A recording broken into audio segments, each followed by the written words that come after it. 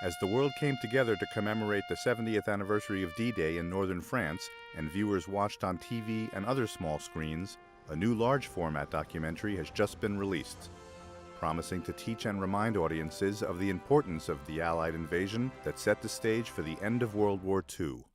D-Day, Normandy 1944, is a 3D IMAX film, directed and produced by French filmmaker Pascal Voang and his team over a 3-year period.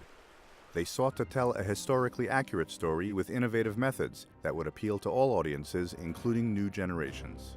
Exploring history, military strategy, science, technology, and human values, the film is dedicated to those who gave their lives for freedom.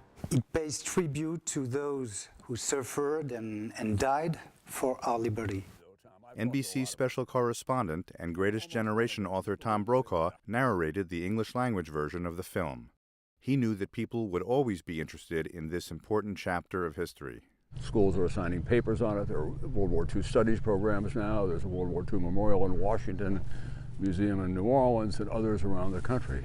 Brokaw had covered D-Day anniversaries in the past, but when he was asked to lend his voice to this new large-format documentary, he knew the greater clarity would help tell the story. By using digital technology, people have an idea of the geography involved, the personalities that were involved, and it gives, I think, a new generation a chance to understand it in a way they would not with all that grainy black and white film.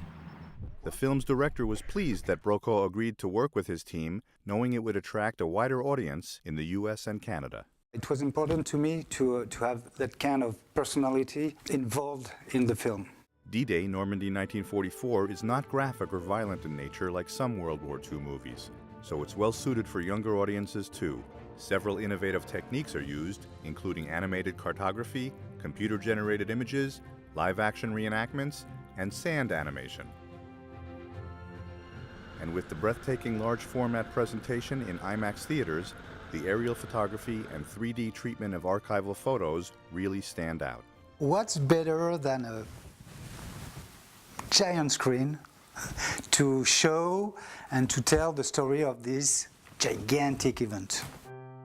To accompany the large format, an original music score was especially written for the film by composer Franck Marchal.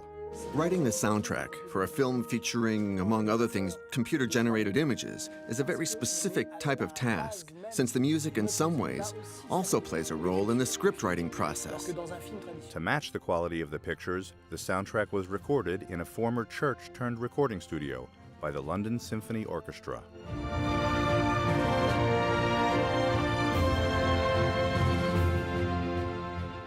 Finally, the documentary producers have also created an educational guide for teachers and students that will enhance their experience before and after screening the film.